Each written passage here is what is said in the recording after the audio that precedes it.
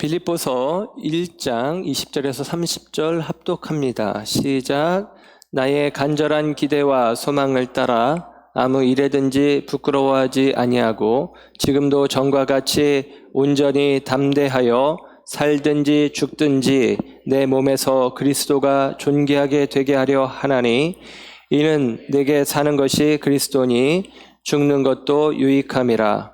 그러나 만일 육신으로 사는 이것이 내 일의 열매일진데 무엇을 택해야 하는지 나는 알지 못하노라. 내가 그 둘 사이에 끼었으니 차라리 세상을 떠나서 그리스도와 함께 있는 것이 훨씬 더 좋은 일이라. 그렇게 하고 싶으나 내가 육신으로 있는 것이 너희를 위하여 더 유익하리라. 내가 살 것과 너희 믿음의 진보와 기쁨을 위하여 너희 무리와 함께 거할 이것을 확실히 아노니 내가 다시 너희와 같이 있으므로 그리스도 예수 안에서 너희 자랑이 나로 말미암아 풍성하게 하려 함이라. 오직 너희는 그리스도의 복음을 합당하게 생활하라. 이는 내가 너희에게 가보나 떠나 있으나 너희가 한 마음으로 서서 한 뜻으로 복음의 신앙을 위하여 협력하는 것과 무슨 일에든지 대적하는 자들 때문에 두려워하지 아니하는 이 일을 듣고자 함이라. 이것이 그들에게는 멸망의 증거요 너희에게는 구원의 증거니 이는 하나님께로부터 난 것이라. 그리스도를 위하여 너희에게 은혜를 주신 것은 다만 그를 믿을 뿐 아니라 또한 그를 위하여 고난도 받게 하려 하심이라. 너희에게도 그와 같은 싸움이 있으니 너희가 내 안에서 본 바요 이제도 내 안에서 듣는 바니라. 아멘. 아멘. 할렐루야. 오늘 이 아침에 하나님의 사랑하심과 은혜가 저와 여러분 가운데 함께하는 줄 믿습니다. 우리가 빌립보서를 통해서 함께 은혜를 나누고 있고 오늘은 네 번째 시간 너희는 복음 시민이여라 라는 제목으로 말씀을 전합니다.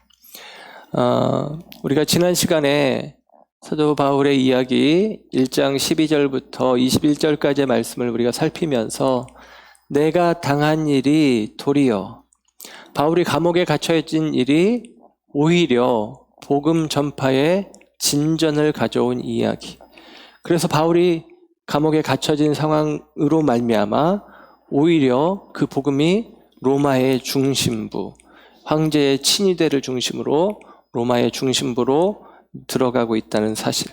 그러므로 저와 여러분들 가운데 이야기하는 것은 바울이 하나님께서 그 모든 일들의 주관자이시고 역사하신다는 사실을 믿고 신뢰하면서 우리가 어떠한 형편, 어떠한 상황 속에 있든지 감옥 안에 있는 것이 아니라 그거보다 더 큰 개념, 그리스도 안에 우리가 있다라고 하는 사실을 바울이 이야기를 합니다.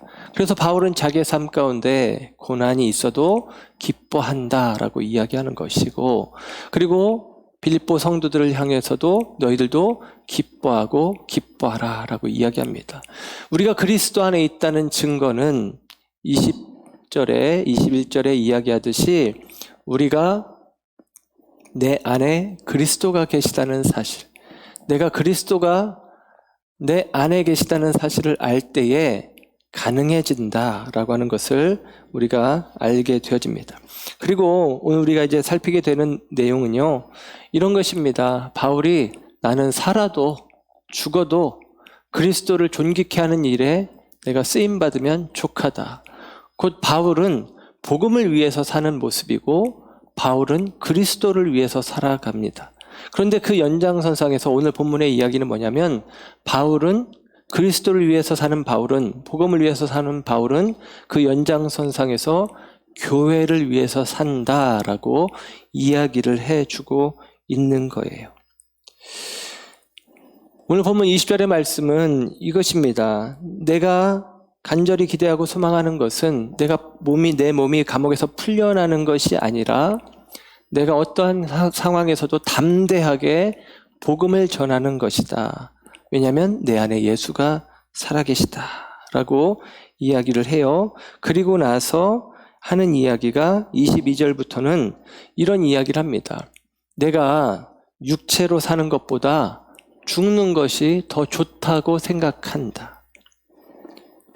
여러분 이렇게 생각하는 분들 있습니까?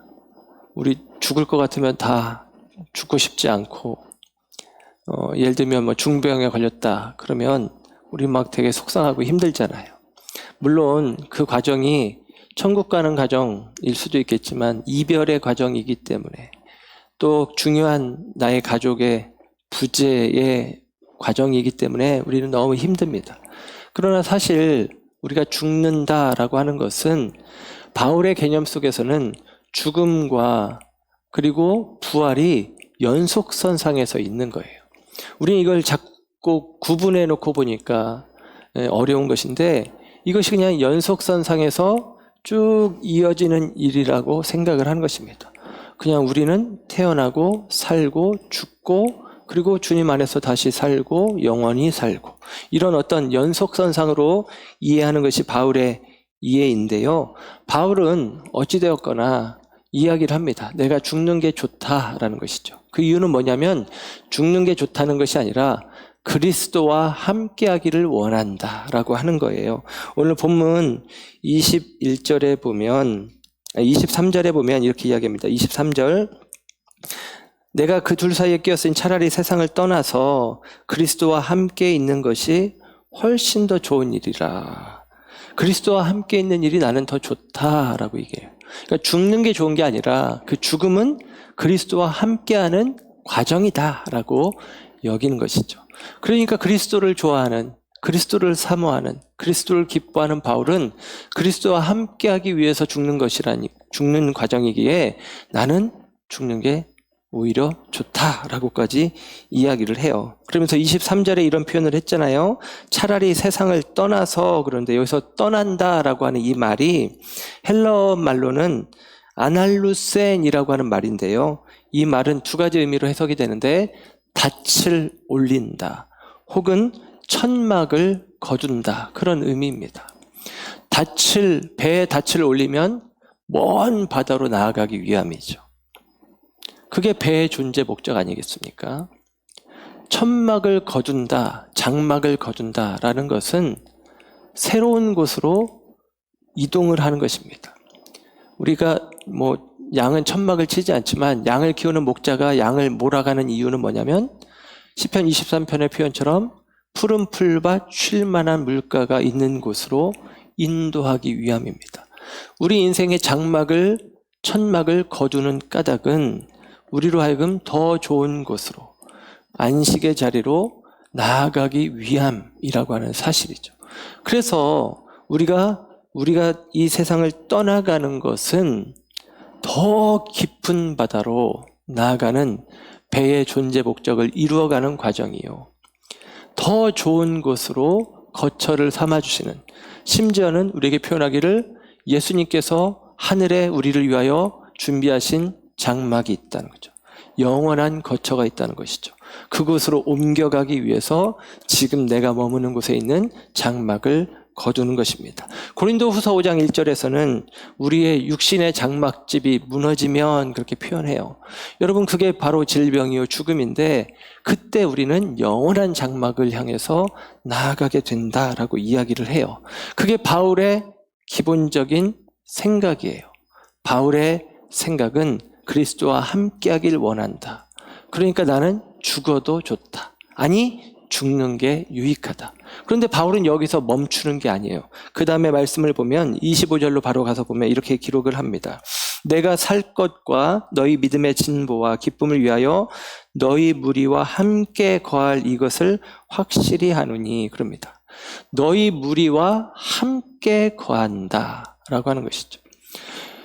내가 둘 사이에 끼었는데 죽어서 주님께 가든지 살아서 너희와 함께 있는 것이든지 둘 중에 하나인데 내 개인적으로는 죽어서 주님과 함께 있는 게 더 좋겠다라고 생각이 들지만 이게 천국 소망이고 하늘 소망이죠.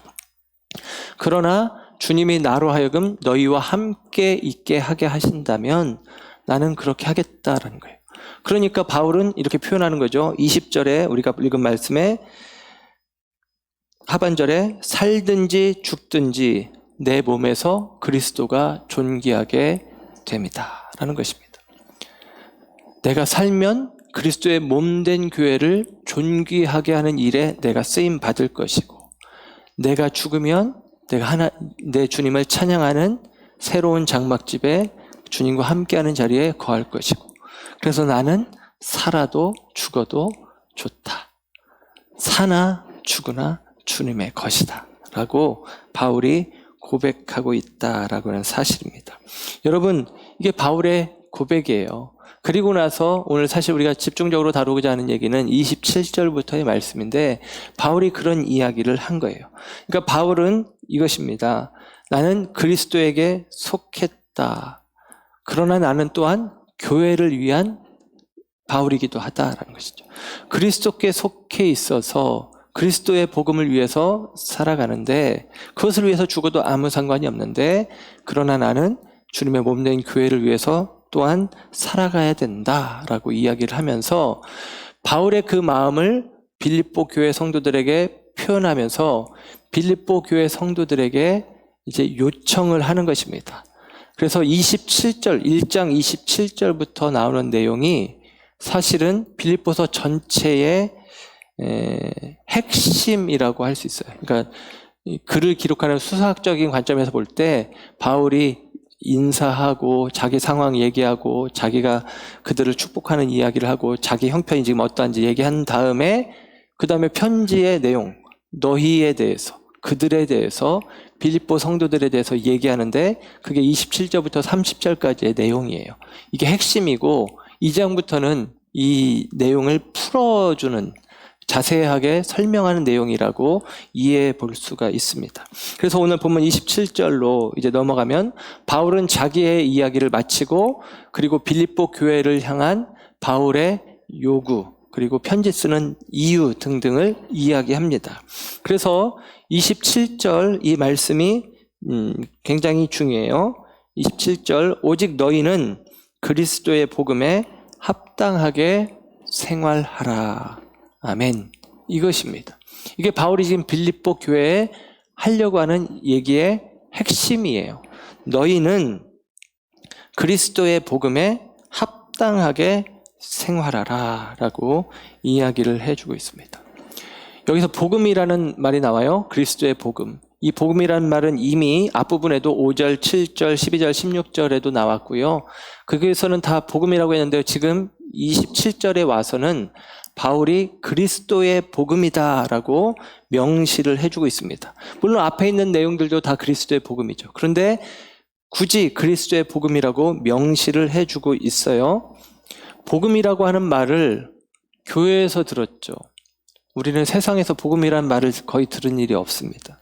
복음이라는 말은 교회에서 쓰는 용어처럼 여겨집니다. 그런데 여러분, 이 복음이라는 단어 유앙겔리온이라고 하는 헬러 단어는 그 당시 시대에는 그리스도인들의 용어가 아니었습니다. 유앙겔리온이라고 하는 이 복음이라는 말은 바울 시대에는 그리스도인들이 쓰는 용어가 아니라 로마 제국이 쓰는 용어였다라고 하는 사실이에요. 그래서 당시에는 로마 제국의 복음이라고 이해가 되어지는 말입니다. 로마 제국의 복음. 그래서 이 복음이라는 말은 당시의 세계관, 당시의 가치관을 함축하고 있는 구호 같은 거예요. 로마의 복음 이렇게 하면 로마 제국의 세계관, 로마 제국의 가치관을 함축하고 있는 표현이 복음이라고 하는 표현입니다. 그래서 이 복음이라는 표현은 정치적으로도 이해가 되는 거예요. 황제와 연관되어서 이해됩니다. 특별히 우리가 전에 빌립보서를 시작하면서 빌립보라는 도시의 특징에 대해서 말씀을 드렸는데, 이 빌립보라는 도시는 로마에서부터 약 1300km 정도 떨어져 있는 꽤 먼 거리예요. 서울에서 부산까지가 430km니까 1300km면 굉장히 먼 거리입니다. 그런데 그 먼 거리에 있는 도시 빌립보가 로마의 시민권이 주어진 작은 로마로 불려지는 도시였다 라고 말씀을 드렸습니다. 그러니까 그 도시는 작은 로마와 같은, 로마의 시민권자들, 특별히 퇴역한 군인들을 중심으로 거주하고 있었던 동네가 바로 로마입니다. 그래서 그게 바로 빌립보입니다. 그래서 이 빌립보에서 복음이라고 하는 의미 역시도 로마의 복음이라고 하는 의미로 이해되어질 수 있는 거예요. 그래서 이 복음이라는 단어가 이제 어떤 분은 그렇게 표현하는데 제국의 프로파간다를 상기시킨다라는 거예요. 제국의 선전, 제국의 가치, 제국의 가치관을 강조하는 그 표현. 그러니까 제국은 이것이다 라고 선언하는 그 선전의 내용이 바로 복음이다라고 이야기를 하는 거예요. 그러니까 여러분, 바울은 지금 그 로마의 복음을 염두에 두고 그리스도의 복음을 이야기하고 있는 거예요. 그러니까 저와 여러분이 지금 복음 그러면 교회 안에서 계속 복음이란 말을 들었으니까 복음은 그냥 우리 가운데 주어진 예수 그리스도의 구원의 복된 소식이지 이렇게만 알고 있지만 바울이 복음이라는 표현을 쓸 때는 로마의 복음을 염두에 두고 그 반대편에 그리스도의 복음을 세워놓고 설명하고 있다라는 사실을 이해할 필요가 있어요. 곧 로마의 복음이 로마의 가치관, 로마의 세계관이라고 말씀을 드렸으니 그리스도의 복음은 그리스도의 가치관, 그리스도의 세계관이라고 이야기할 수 있습니다. 로마의 가치관은 뭘까요? 힘이요, 명예요, 부요, 성공이요, 폭력, 강함을 이야기할 것입니다. 반면에 그런 그리스도의 가치관은 무엇입니까? 사랑이요, 겸손이요, 순종이요, 섬김이요, 용서 같은 것들입니다. 이 두 가지 개념은 서로 양립할 수가 없는 개념들이죠. 서로 전혀 다른 영역을 차지하고 있는 표현들입니다. 로마의 복음에서는 구원의 길을 이렇게 제시하는 것입니다. 오직 힘이다. 힘이라는 말이 dynamis거든요. 근데 그 표현을 성경에서도 써요. dynamis 그러면 권능이라는 표현으로 성경에서 씁니다. 세상에서는 힘이 있어야 구원을 받는다. 세상에서는 힘이 있어야 평화가 이루어진다라고 생각을 합니다. 그리스 황제 아우구스투스가 로마 제국을 형성하고 그 로마를 우리는 팍스 로마나라고 표현합니다. 팍스 로마나. 로마의 평화가 되어지는 것인데요. 그 로마의 평화가 주어진 것은 강력한 힘에 의해서예요. 그러니까 절대적인 힘이 하나 있으니까 아우구스투스가 절대적인 힘을 가지고 있으니까 그 힘 아래에서 질서가 잡히는 것입니다. 그래서 보기에는 평화가 찾아온 것처럼 보여지는 것이죠. 그게 바로 세상의 가치, 세상의 판단 속에서 주어진 구원의 개념입니다. 그런데 여러분, 기독교의 복음은 힘의 원리 그리고 능력의 원리가 아니라 십자가를 능력이라고 이야기하는 것이죠. 그래서 여러분, 완전히 다른 개념을 이야기를 합니다. 그래서 우리에게 지금 주어진 말씀은 무엇이냐면 오직 너희는 그리스도의 복음에 합당하게 생활하라 라고 이야기를 하니 이 말은 십자가의 가치, 십자가의 가치에 걸맞게 살아가라 라고 우리에게 이야기를 하는 것입니다. 이게 바울이 빌립보 교회에 하고 싶은 얘기인 거예요. 너희들은 로마의 복음, 그 복음에 익숙해졌는데 그것이 너희들에게 계속같이 프로파간다, 선전되고 강조되고 그리고 너희들에게 그것이 요구되고 있는 것이 너희들의 사는 형편인 것이 맞는데 그러나 너희는 그리스도를 믿는 믿음의 사람들이다. 그러므로 너희는 새로운 가치, 새로운 세계관을 가지고 살아야 한다. 그것은 다름 아니라 십자가의 가치관이다. 십자가의 가치에 걸맞게 살아라 라고 이야기한다라는 사실입니다. 여기서 생활하라라고 하는 말이 여러분 성경에 보면 또 이렇게 표시가 되어 있죠. 3번 하고 작은 가로가 있습니다. 성경 밑으로 쭉 내려가면 각주가 달려 있어요. 그 각주에 이렇게 표현되어 있죠. 또는 시민 노릇 이렇게 표현되어 있습니다.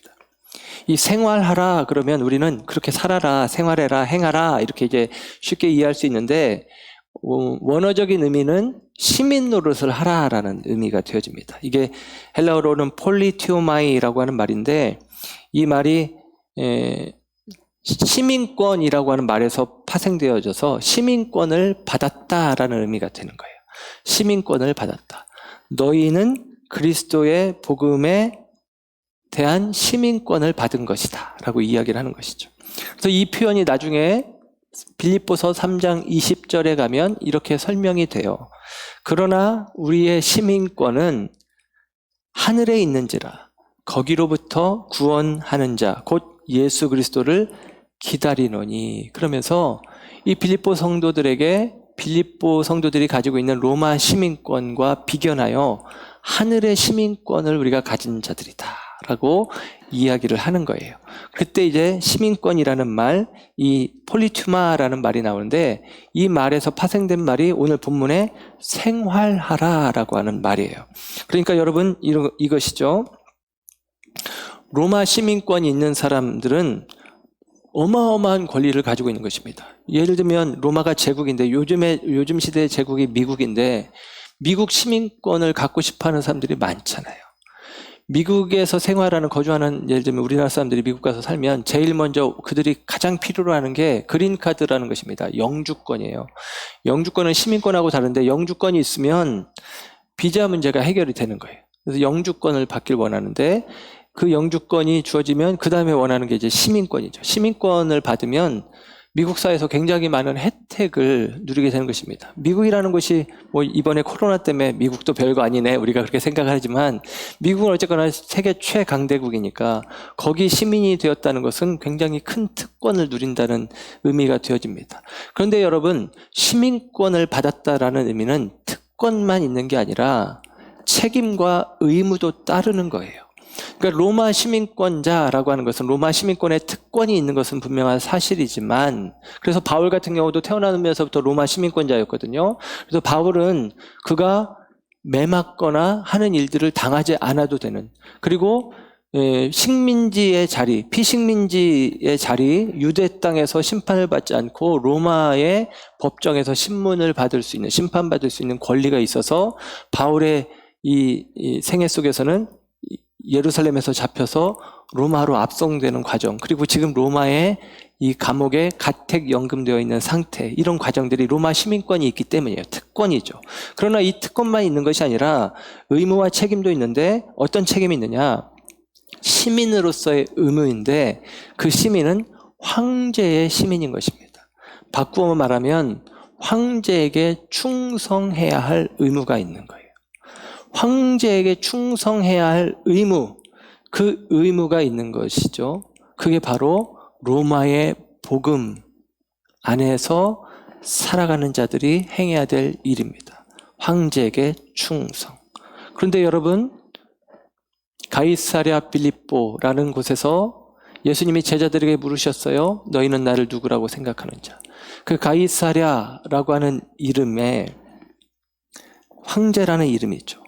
빌립보, 물론 헤롯 빌립의 이름을 딴 것입니다. 그런데 오늘 성경에 있는 이 빌립보하고 이름이 거의 같아서 또 그렇게 생각해 볼 수 있는데 그곳에서 주님이 물으셨어요. 너희는 나를 누구라고 하느냐. 주는 그리스도시요 살아계신 하나님의 아들이십니다. 예수님을 그리스도로 하나님으로 고백하는 것도 중요하지만 예수님을 주라고 고백하는 것이 중요합니다. 예수님이 나의 퀴리의 주님이십니다 라고 고백을 하는 것이죠. 그건 뭐냐? 그 황제의 신전이 세워진 곳에서 황제에게 충성을 다짐하는 그곳에서 황제가 아니라 이 초라하고 별 볼 일 없는 청년 예수를 나의 황제로, 나의 왕으로, 나의 주님으로 고백하는 선언이에요. 그래서 그 베드로의 신앙 고백을 예수님이 크게 기뻐하시고 그 신앙 고백 위에 교회를 세우겠다라고 말씀하십니다. 여러분, 저와 여러분이 그리스도의 복음 위에 섰다라고 하는 것은 예수를 나의 왕으로, 황제로, 주님으로 고백하는 것을 이야기해요. 그러니까 여러분, 비견되는 것이죠. 로마의 황제가 너의 주냐? 예수가 너의 주냐라고 우리에게 이야기를 하고 있는 거예요. 그러면서 지금 바울은 빌립보 성도들에게, 로마 시민권자들에게, 로마 시민권의 특권이 어떠한 줄을 알고 있는 그들에게 너희들이 로마 시민권에 너희들의 마음을 묶지 말고 그리스도에게로 너희 마음을 묶어서 그리스도의 가치관, 십자가의 가치관을 가지고 너희들이 살아가야 된다. 그게 복음에 해당하는 시민권을 받은 자들의 삶이다라고 이야기를 해주고 있는 것입니다. 그래서 바울은 이 이야기를 하면서 세 가지를 오늘 본문 속에서 요구를 하는데, 첫째는 27절에 두 가지를 얘기해요. 27절에 첫째 이렇게 이야기합니다. 이는 내가 너희에게 가보나 떠나 있으나, 그리고 28절 중간에 듣고자 함이라. 내가 너희에게 듣고자 하는 게 이것이다 하고서 중간에 세 가지를 얘기하는데, 첫째, 너희는 굳게 서라라는 것입니다. 너희가 한 마음으로 서서라고 이야기합니다. 너희는 한 마음으로 서라라고 이야기하죠.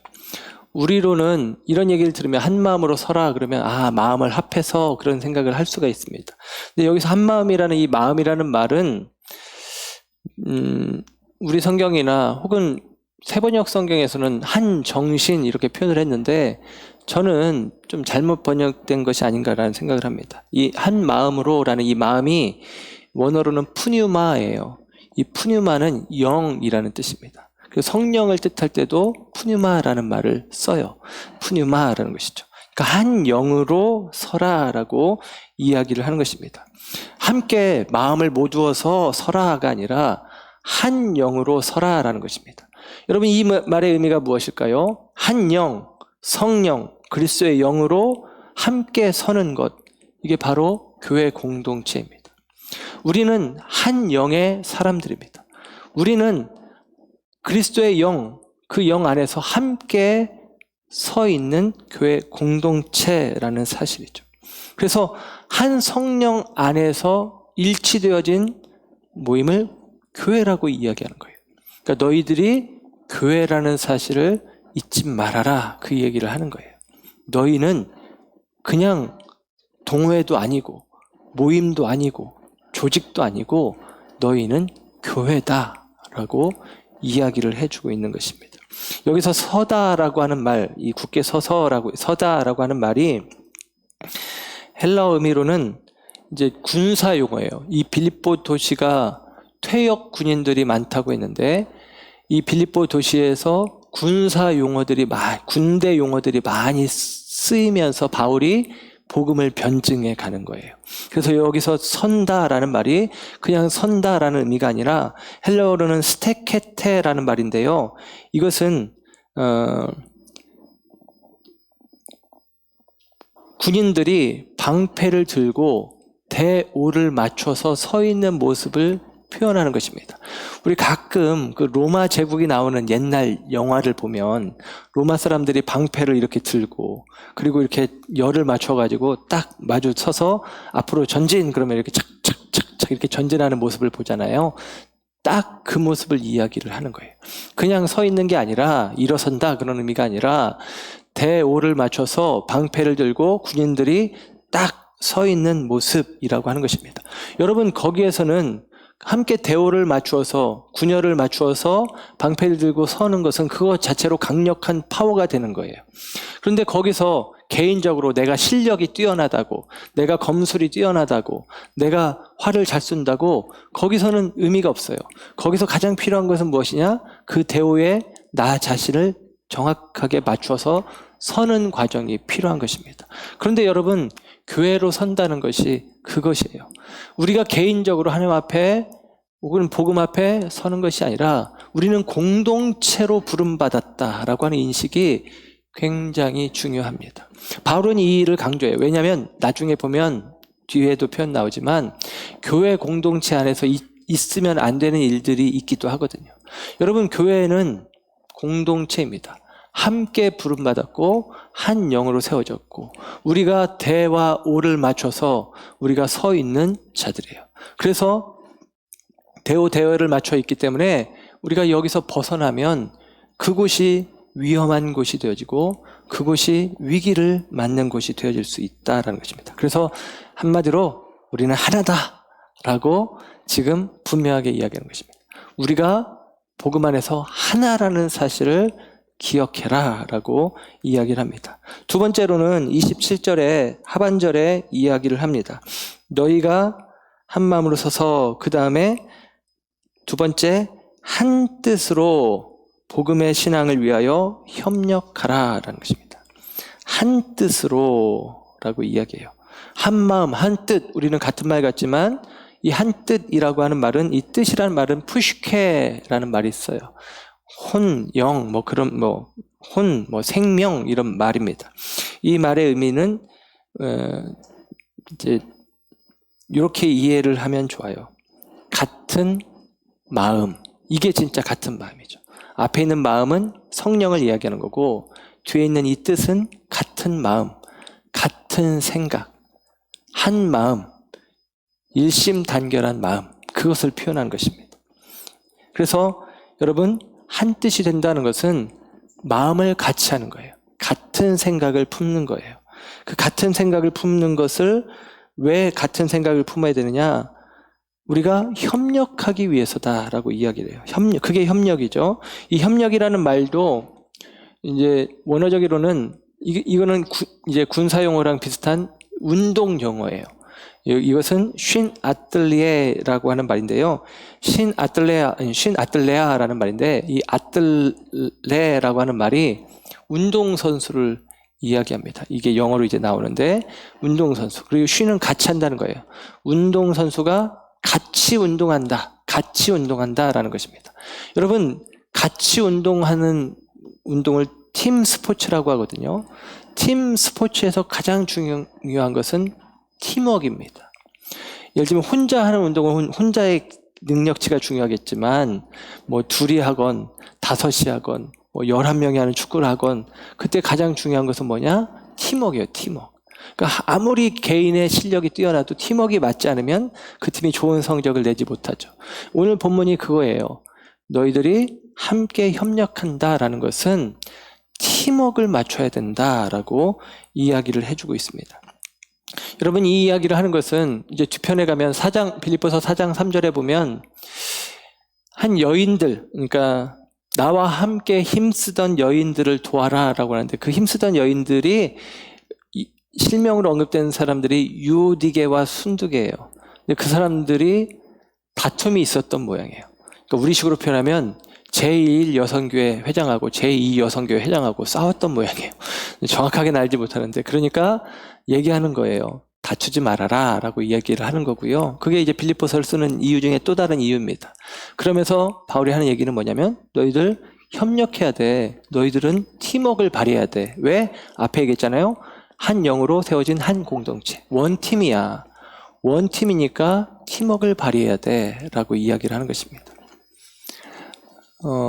저는 우리 사역자, 우리 목사님, 전사님들이 참 고마운 것은 각자의 생각들이 있을 텐데 우리가 같이 회의를 하고 결정하는 일들이 있습니다. 그리고 어쨌거나 그 결정하는 과정 가운데는 최종 결정은 제가 내리게 되어집니다. 근데 생각이 저랑 다르더라도 제가 결정을 하면 따라오기를 결정을 합니다. 왜냐하면 그게 원팀의 모습이라는 거예요.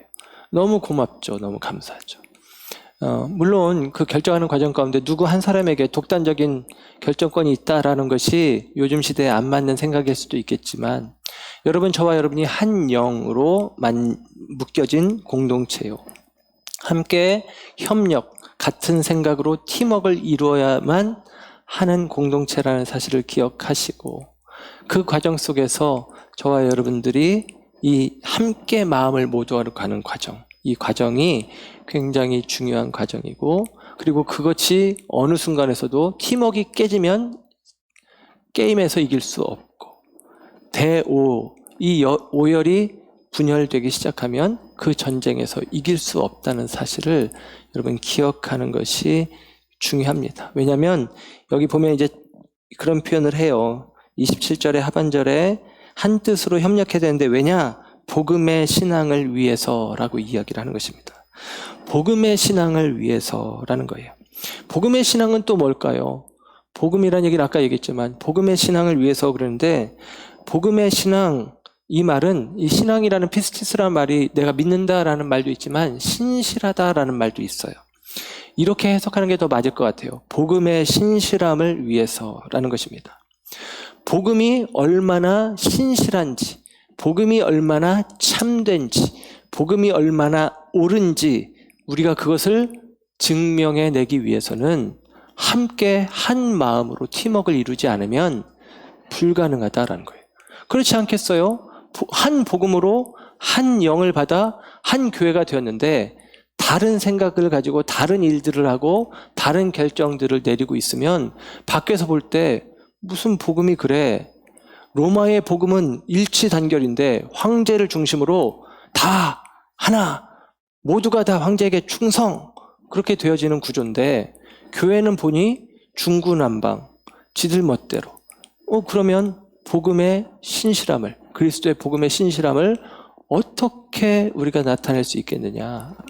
복음의 신실함을 위해서는, 복음을 온전히 드러내기 위해서는 그러므로 우리가 한 마음으로 협력해야 된다라고 이야기를 하는 것입니다. 맞죠? 맞죠. 여러분, 한국 교회가 양분화되어 있는데 이게 안타까운 것은 교회가 양분화되면 양분화될수록 복음은 능력을 잃어버리는 거예요. 교회가 다른 목소리를 내고 있는데 어떻게 복음이 능력이 되겠습니까? 안타까운 마음인데 물론 무엇이 옳다, 무엇이 그러다 함부로 말할 수 없어서 안타까운 마음들이 있지만 여러분 하나 될 수 있도록 우리가 기도하는 것도 우리의 사명인 줄로 믿습니다. 세 번째 바울이 요구하는 것은 이거예요. 28절의 말씀인데요. 무슨 일에든지 대적하는 자들 때문에 두려워하지 않는 마음, 그것입니다. 두려워하지 말라라는 것입니다. 두려워하지 말아라. 대적자들을 두려워하지 말아라. 바꿔 말하면 대적자들은 있다라는 거예요. 빌립보 교회 성도들에게는 그들을 핍박하는 이교도들 뿐만 아니라 교회 내에서 활동하는 율법주의자들이나 반도덕주의자들 같은 세력들이 있었어요. 그들은 복음에 대하여, 그리스도의 순수한 복음에 대하여 대적하는 자들입니다. 그런데 그들을 두려워하지 말라라는 거예요. 그러면서 29절에는 28절 하반절에는 부연 설명을 해주는데요. 이것이 그들에게는 멸망의 증거요 너희에게는 구원의 증거니 이는 하나님께로부터 난 것이라 라고 이야기합니다. 대적들을 두려워하지 않는 것이 구원받은 증거다라고 이야기를 해줍니다. 복음에 대적하는 어떤 세력, 어떤 사람, 어떤 형편, 어떤 상황에 대해서도 두려워하지 말라는 거예요. 여러분, 우리가 예수 믿습니까? 내가 복음의 가치관을 따라 살기로 결정했습니까? 그런데 어떤 사람이, 어떤 세력이, 어떤 상황이, 어떤 형편이 나를 두렵게 합니까? 그러면 죄송합니다. 오늘 바울이 표현한 표현대로 그대로 얘기하면 멸망의 증거 가운데 있는 것입니다. 그러나 여러분, 어떤 사람이, 어떤 세력이, 어떤 상황이, 어떤 형편이 우리를 두렵게 하지 않는다라고 하면 여러분, 그것은 구원의 증거가 있는 것입니다. 두려워하지 말아라 라고 바울은 이야기를 해줍니다. 초대교회 교부 가운데 터툴리안이라고 하는 사람이 회심을 했는데 이 사람은 굉장히 유능하고 지적인 사람입니다. 그래서 이 사람을 지적으로 설득시킬 수 있는 사람들이 그 시대에 없었던 모양이에요. 그러니까 아무리 복음을 변증해도 믿기를 결정하지 않던 사람인데 이 터툴리안이 믿기를 결정했습니다. 그가 믿기를 결정한 이유는 이제 투기장이라고 하죠. 그 원형극장에서 사자밥이 되어지는 그리스도인들을 보면서 예수 믿기를 결정했다라고 이야기를 합니다. 터툴리안이 그렇게 이야기를 합니다. 그들을 보라. 그들에게는 틀림없이 무언가가 있다. 그 믿음이 사람을 저렇게 변화시킨다면 그 믿음 안에는 틀림없이 무엇인가 있다. 그들은 모든 것, 생명까지 포기할 준비가 되어 있다. 그렇게 이야기합니다. 야, 생명까지 포기하고 저 사자 앞에 저렇게 담대하게 서 있는 모습을 보니 저 사자 앞에서 자기의 신앙을 꺾지 않고 여전히 신앙을 고백하며 기꺼이 죽음을 맞이하는 것을 보니 그들의 믿음 안에는 뭔가 있나 보다. 그게 터툴리안의 마음을 그리스도에게로 인도하는 길이 되었다라는 사실이죠. 여러분, 우리가 우리의 대적들을 두려워하지 말아야 될 일은 이것입니다. 그래야 그리스도의 복음의 신실함이 변증되는 까닭입니다. 그래서 바울은 이야기하는 거예요. 너희들이 한 영으로 세워진 공동체다. 함께 마음을 합하여 팀워크를 이뤄야 된다. 그렇게 복음을 변증하며 너희들이 교회 공동체로 서서 그리스도의 복음을 따라가면서 너희 앞에 대적은 있고 문제는 있고 어려움은 있겠지만 그것 때문에 포기하지 마라, 두려워하지 마라 라고 이야기를 하고 있는 것입니다. 사랑하는 여러분, 저와 여러분이 이 바울의 요청 앞에 있음을 기억하시길 바랍니다. 그래서 바울은 한 가지 이야기를 더 꺼내요. 오늘 본문 속에 보면 29절입니다. 좀 다른 분위기인데 이렇게 이야기를 합니다. 너희에게 은혜를 주신 것은 다만 그를 믿을 뿐 아니라 또한 그를 위하여 고난도 받게 하려 하심이라 그럽니다. 우리에게 은혜를 주신 것은 믿게 하려는 목적이겠지만 고난도 받게 하려 합니다 라고 이야기합니다. 우리가 예수 믿는다고 고난이 아닌 건 아니죠. 예수 믿어도 고난은 고난입니다. 인지상정이라고 모든 인생은 고난을 달가워할 사람은 없습니다. 고난은 피하고 싶은 것이죠.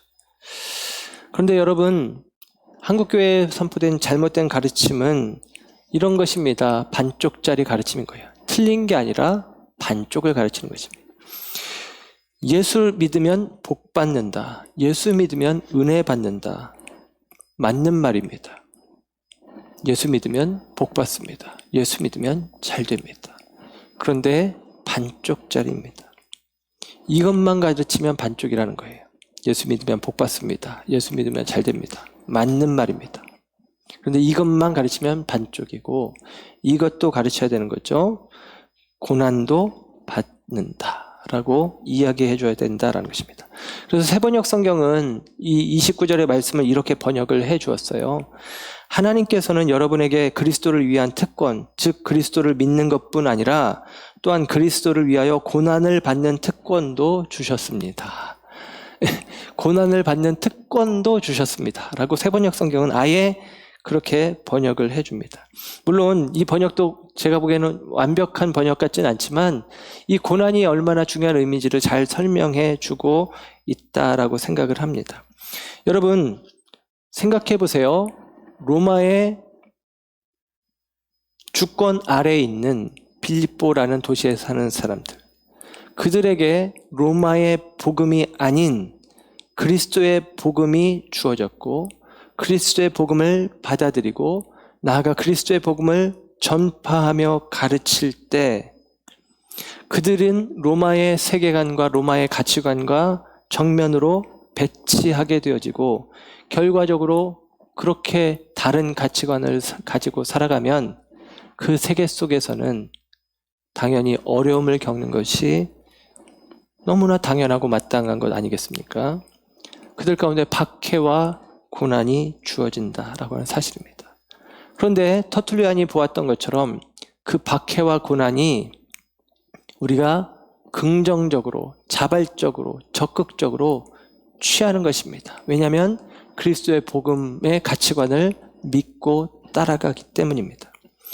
자발적으로 그리스도의 복음대로 살다가 불이익을 당하고 고통을 당하는 거예요. 바울이 1장 21절에 이는 내게 사는 것이 그리스도니 죽는 것도 유익함이라. 유익함, 그러니까 되게 멋있어 보이지만 이 말의 원어의 의미는 이익이라는 거예요. 내가 그리스도 안에서 죽는 것이 내게 이익이다 라고 이야기를 하는 것입니다. 여러분, 그리스도의 가치관을 따라가는 것은 영적으로 내게 이익이지만 세상의 자리에서는 손해 아닙니까? 손해요, 불이익이요, 고통입니다. 근데 그것을 자발적으로 취하는 거예요. 누가 진짜 그리스도인입니까? 누가 진짜 그리스도인입니까? 불이익을 감수하는 사람들입니다. 그것을 피할 수 있었지만 피하지 않고 감내하고 감수하는 사람들이 그리스도인이다라고 하는 사실입니다. 십자가에 못 박혔다가 부활하신 예수와 연합하는 삶을 사는 우리들이 이제는 내가 사는 것이 아니라 내 안에 그리스도가 사신다라고 고백하는 우리들이 예수의 고난에 동참하는 삶을 사는 것은, 그 예수의 고난에 동참하는 삶이 우리에게 주어지는 것은 너무나 당연한 것이다 라고 하는 것입니다. 그래서 바울은 너희의 대적에게 대적 앞에서 두려워하지 말아라는 거예요. 마땅히 대적은 있고 마땅히 고난은 있고 마땅히 불이익은 있는데 그것 때문에 두려워하지 말아라. 그것이 너희의 구원의 증거다라고 이야기를 합니다. 바울은 자기 자신을 예를 들어서 빌립보 성도들에게 권면하는 거예요. 30절의 말씀을 보면 너희에게도 그와 같은 싸움이 있으니 그럽니다. 내가 그렇게 복음을 위해서 싸웠잖아. 내가 복음을 위해서 살아가면서 내가 당한 일, 결박당하고 매이고 갇히고 죽을 위기에 있어도 나는 이 복음 전하는 거, 내가 살든지 죽든지 복음 전하는 것 이거 외에는 내가 하지 않겠어 라고 바울이 담대하게 선언하면서 내가 그렇게 복음을 위해서 싸우는 것처럼 빌립보 교회 성도들아 너희들도 나와 같이 이 싸움을 싸우자라고 30절에 권면하는 것이죠. 너희가 내 안에서 본 바요 이제도 내 안에서 듣는 바라.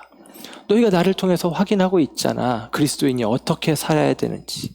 너희도 그리스도인으로서의 복음, 그리스도께 속한 가치관과 세계관 속에 살아야지라고 이야기를 하고 있는 것입니다. 여러분, 우리에게 주어진 구원이 은혜라면 고난도 은혜인 것입니다. 예수 이름 때문에 능욕을 받는 자리에 있는 것을 초대교회 성도들은 기쁨으로 여겼어요.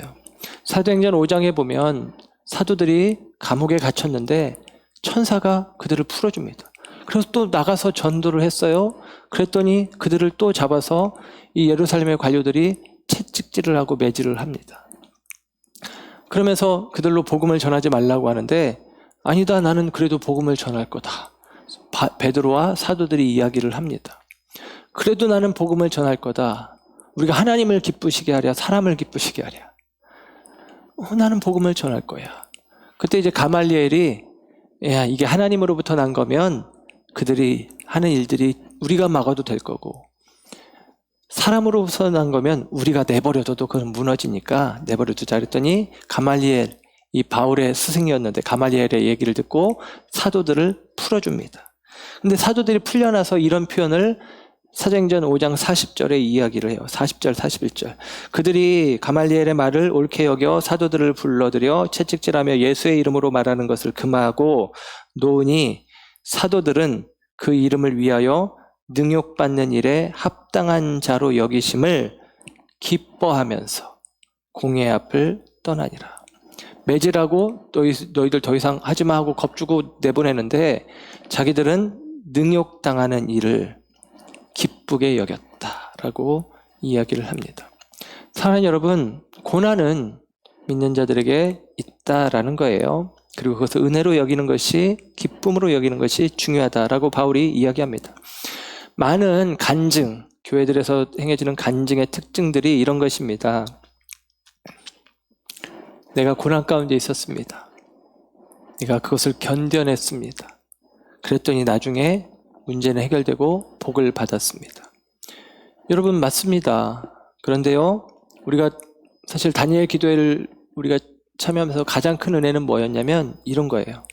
고난 자체를 유익으로 여기는 믿음의 고백을 우리가 경험하는 거죠. 고난 자체를 은혜로 여기는 간증을 우리가 들으면서 많이 우리의 마음이 깊어지고 깨지는 것을 경험했습니다. 그게 진짜 간증이겠죠? 그게 진짜 간증입니다. 고난이 있었고 견뎠고 결과가 결국에는 좋은 고진감래, 이게 아니라 여전히 우리의 삶 가운데 고난이 있지만 나는 그 고난마저도 나를 하나님께 묶어매는 은혜로 여깁니다 라는 신앙의 고백을 기뻐하고 있는 것입니다. 사랑하는 여러분, 그 고난당함이, 능욕당함이 초대교회 성도들의 사도들의 기쁨이라고 표현을 합니다.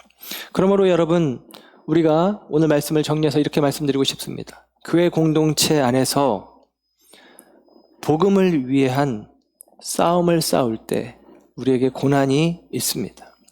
이 고난은 우리의 죄와 우리의 실수로 말미암는 고난을 얘기하는 건 아니에요. 우리가 죄짓고 우리가 실수해서 고난당하는 게 여기서 말하는 고난은 아닙니다. 우리가 바르게 믿고 바르게 살고자 하는데도 당하는 고난이 우리 가운데 있다라는 사실입니다. 그런데 여러분, 그 고난을 우리가 기꺼이 감수하는 거예요. 손해보는 일들이 있더라도, 고난당하는 일들이 있더라도 그 자리를 지키는 사람, 그 사람이 바로 그리스도인입니다. 여러분, 손해보는데도 그 자리를 지키는 사람은 그 자리를 사랑하는 사람이에요. 그 공동체를 사랑하는 사람입니다. 저는 원합니다. 우리 비전교회 성도님들이 손해보는 자리이지만 그 자리를 지키시길 원하고, 비전교회를 섬겨가는 일들 속에, 또 이 시대 속에, 이 전염병이 창궐한 이 팬데믹 상황의 시대 속에서 여러분, 우리가 무엇 때문에 손해를 본다라고 생각하지 마시고, 그 손해는 우리의 믿음을, 그리스도의 복음을, 그리스도의 복음의 신실함을, 참됨을 증명하는 데 있어서 반드시 필요한 과정입니다. 그러므로 여러분, 그 과정 속에서 손해가 난다고 자리를 떠나지 마십시오. 그 자리를 떠나면 그 사람은 그 자리를 사랑하는 사람이 아닙니다. 손해가 난다고 예배를 떠나지 마십시오. 그 사람은 하나님을 예배하는 사람이 아닙니다. 그 사람은 하나님을 사랑하는 사람이 아니고, 그 사람은 오늘 본문의 이야기로는 구원받은 사람이 아닙니다. 저와 여러분 가운데 주님의 몸된 교회 안에서 우리가 함께 대오를 맞추어 함께 한 마음과 한 뜻으로 우리 앞에 놓여진 대적들 앞에 마음을 내어놓지 말고 굳건한 마음으로 고난은 내게 마땅한 것이다 여기고, 손해는, 불이익은 우리에게 마땅한 것이다 여기시고 끝까지 그 일들을 감당해가는 저와 여러분들이 되기를 원합니다. 여러분, 나라를 위해서 손해를 보는 사람을 우리가 애국자라고 이야기하잖아요.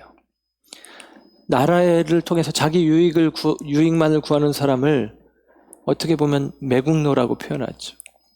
교회를 위해서 손해를 볼 줄 아는 사람들이 교회를 사랑하는 사람이고, 신앙을 위해서 손해를 볼 줄 아는 사람들이 진짜 신앙인이요, 진짜 그리스도인입니다. 오늘 너희는 그리스도의 복음에 합당하게 생활하라. 너희는 그리스도의 복음의 시민권을 가졌다. 시민권자로서의 권리도 있지만 그 의무와 책임을 다하라 라고 이야기합니다. 그리고 그 모습은 그리스도의 복음을 위해서 기꺼이 고난과 손해를 감수하라 라고 우리에게 이야기를 해주고 있습니다. 여러분, 우리가 그리스도를 위해서 고난을 감수하고 손해를 감수해도 되는 까닭은 바울이 이미 앞에서 이야기를 했어요. 복음을 가두기 위해 바울을 옥에 가두었지만 그러나 복음은 가두어지지 않았습니다. 내가 당한 일이 도리어 복음 전파의 진전이 되어진 줄을 너희가 아는 바라. 하나님은 살아계셔서 우리가 당하고, 우리가 고난받고, 우리가 매이고, 우리가 억울한 일을 겪고 있음에도 불구하고 하나님의 복음은 신실하게 확장되어지고 전파되어지고 있다는 사실을 바울이 증거합니다. 그러므로 너희들도 복음을 위해서 고난을 받는 것을 두려워하지 말아라 라고 이야기를 합니다. 사랑하는 여러분, 저와 여러분 가운데 다시 한번 말씀드립니다. 우리가 예수를 믿는다는 것이 우리를 부끄럽게 만드는 일입니까? 예수를 믿는다는 것이 저와 여러분들의 신앙생활을, 사회생활을 하면서 걸림돌이 되어지는 일들이 있습니까? 여러분, 그 마음들이라면 우리는 예수쟁이라는 말을 스스로에게 덧붙일 수 없을 것입니다. 저와 여러분들이 예수쟁이가 되었으면 좋겠습니다. 예수님 때문에 당하는 부끄러움을, 고난을, 반대를 여러분 무릅쓰고 나아가시길 바라고, 저와 여러분 모두가 복음을 위해서 고난을 기꺼이 받기를 결심하는 우리 모두가 되었으면 좋겠습니다. 이러한 자가 오늘 본문의 표현으로는 그리스도의 복음에 합당한 자라는 것입니다. 그리스도의 복음에 합당한 자로 서는 저와 여러분 모두가 되시기를 주님의 이름으로 축복합니다. 기도하겠습니다.